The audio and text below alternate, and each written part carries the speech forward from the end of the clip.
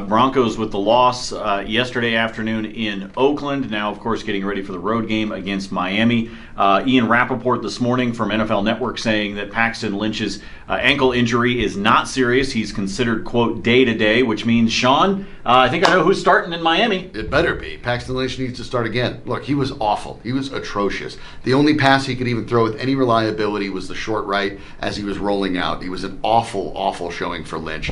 In what might be the easiest situation you're ever going to have. A simplified offense. A team that had not had an interception all season. A team that hadn't had sacks in weeks. And he was terrible. That said, you have to start him again because the Broncos need to be able to find out if this is really the guy, how quickly they need to move on.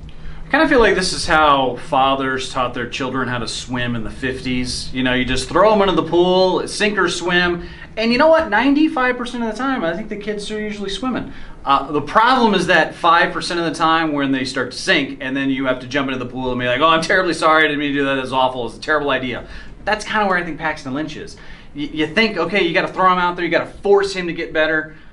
I don't know if there's any forcing him into improvement, at least not where he's at right now. And based on the play that we saw, I think there's a lot of the fan base that would say, hey, you got Paxton Lynch out there because you're essentially tanking for the draft. Here's my question. What makes you trust this organization with a top 5 draft pick? No, seriously, I'll wait. As soon as you can explain it to me, I'd be more than happy to play that game with you. But until that happens, no, I'm not playing that game. The only thing a top 5 draft pick does for the Denver Broncos right now is it gives them a commodity. It gives them value. It gives them something in their pocket that they can trade for if need be to actually bring in a quarterback. I do not want another draft pick quarterback on this franchise. I don't want one anywhere near this roster. Chad Kelly's still hanging around if that's the game that you want to be able to play. I want somebody that has proven what they've been able to do in the National Football League, even in a backup status, to come in here and take over for this team, because right now the 3 guys on the roster aren't doing it. I agree with Shawn. You have to trot Paxton back out there. You don't really have a choice. The problem is if you were serious about wanting to win in a division that no one seems to want to win, you would have started Trevor Siemian yesterday, because from what I saw, you would have won that game if Trevor Siemian actually starts. That's my bigger issue with what's going on right now in this organization. We got all the way until April to figure out the draft. Here's what I will point out, guys. Opponents upcoming.